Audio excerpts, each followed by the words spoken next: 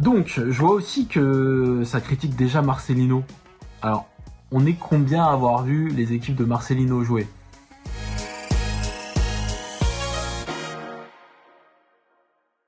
Salut à tous, on se retrouve cette semaine toujours sans entraîneur. Voilà, le feuilleton continue. La semaine dernière, on disait que Gallardo ce serait une super nouvelle et il nous a claqué dans les mains. Alors, je sais pas. Il a peut-être gardé un mauvais souvenir du Vélodrome ou plus certainement, il n'a pas apprécié que Longoria lui mette une petite pression pour qu'il se décide, l'ami Marcelo. Après, j'avoue qu'à un moment, j'ai cru qu'il avait signé au PSG parce que El Grafico disait que sa famille était à Paris. Et je vois pas trop ce qu'elle foutait à Paris, si c'est pour pas signer au PSG. Mais bon, on a compris qu'il viendrait pas le jour où, plutôt qu'être à Marseille, il était au centre d'entraînement de River Plate. Donc bon, il a d'autres attentes, d'autres objectifs. Allons-y, hein, pourquoi pas. Donc nous, maintenant, on sait pas trop ce que ça va donner. Donc ces derniers jours, ça parle de Marcelino ou de Christophe Galtier. Et donc, personne n'est d'accord sur le sujet. Galtier, ça fait un peu l'unanimité contre lui, hein, entre son passé parisien et ses accusations de racisme à Nice. Bon, voilà. Personne n'a envie de le voir. Je comprends, je fais partie de cette catégorie. Vraiment, Galtier, moi, j'en veux pas. Mais dans tout ça, dans tous les cris d'orfèvre qu'il peut y avoir, je voudrais dire, faites confiance à Pablo, s'il vous plaît. En vrai, depuis qu'il est là, il nous a pas déçus. Il a une idée claire de ce qu'il veut, de comment l'équipe doit jouer. Il sait où il doit aller avec l'OM. Il connaît les attentes des supporters. Donc, s'il vous plaît, in Pablo we trust. En vérité, voilà. Et on sait qu'il va nous ramener quelqu'un de fiable. Perso, je pense qu'il y a eu des contacts avec Galtier. Mais je pense c'est même pas un plan Z, hein. On est au-delà du plan de l'alphabet en fait. C'est bien après. Longoria, sa méthode, elle est connue. C'est-à-dire que quand il cherche pour un poste, il contacte 10 personnes. Et puis à un moment donné, il voit lequel mord et puis il choisit le meilleur, quoi. Donc Galtier a dû mordre. Je pense pas qu'il soit très proche dans sa liste. À mon avis, il est plutôt dans les pages d'après, hein, mais bon. C'est qu'un avis, j'ai pas d'infos sur le sujet. Donc, je vois aussi que ça critique déjà Marcelino. Alors, on est combien à avoir vu les équipes de Marcelino jouer? Moi, j'en fais pas partie. J'ai vu la finale de Super Coupe d'Espagne qu'il a gagnée avec Bilbao contre le Barça. C'était en 2021. Il m'avait impressionné. Ils avaient gagné en prolongation Bilbao et c'était 3-2 et succès ultra mérité.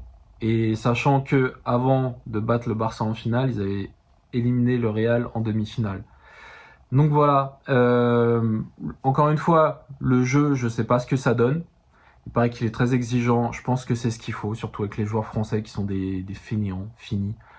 Donc voilà, qu'il soit exigeant, c'est très bien. Mais après, regardons les résultats. Il a fait gagner une Coupe d'Espagne à Valence en 2019. Et c'était déjà contre le Barça d'ailleurs. C'était au Villamarín de Séville. Donc ça veut quand même dire quelque chose a priori, non? Parce que Valence, même si c'est une force du football espagnol, c'est plus que c'était. Ils ont des grosses difficultés économiques. Et lui, il a réussi à leur offrir un trophée. Pas mal. Ensuite, il va à Bilbao.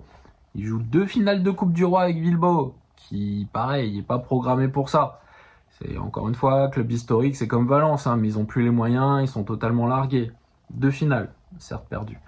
Plus la victoire en Super Coupe d'Espagne. Donc juste ça au niveau des résultats, je sais pas, ça devrait vous convaincre que le gars il a sa place à l'OM.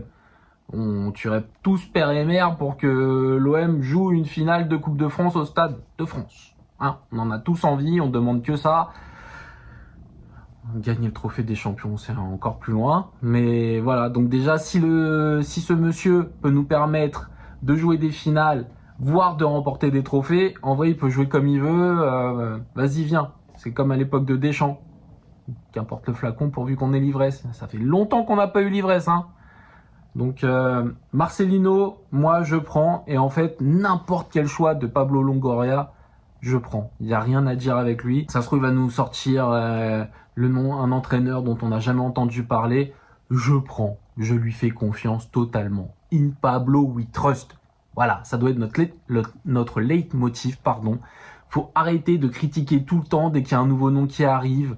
Alors Marcelino, il est trop ceci, il est trop cela. Mais il y a 3 semaines, tout le monde était prêt à accueillir à bras ouverts l'entraîneur du Rayo Vallecano, que personne n'a vu jouer non plus, dont on n'avait jamais entendu parler, mais c'était la future star et tout ça. Voilà, il y a des différences parfois, il y a des modes. Voilà. Et Marcelino, on a été content de l'accueillir il y a 2 ans. Et puis maintenant, ça va plus. On sait pas pourquoi. Bah, est-ce que c'est parce qu'il sort d'une année de chômage? Bah ouais. Et alors, Luis Enrique aussi, il sort de 6 mois de chômage et pourtant il va aller à Paris. Et les médias parisiens, ils sont très contents de l'avoir et ils nous le présentent comme un dieu vivant et tout, alors que bon, on peut pas rêver. Donc Marcelino, viens. Et surtout Pablo, j'ai totalement confiance en toi. Je sais que tu vas prendre un très bon entraîneur et qu'on aura des résultats avec lui parce que je te fais une confiance aveugle. Donc vas-y Pablo, n'écoute pas tout ce qui se dit sur les réseaux sociaux, n'écoute pas les supporters. Marcelino, si tu viens, n'écoute pas les sifflets, fais comme Igor il y a 1 an, on finira par être derrière toi. En tout cas, moi, je suis derrière Pablo et je le soutiens dans tous ses choix et j'aimerais que tout le monde en fasse de même. Voilà. En attendant, bonne semaine à tous.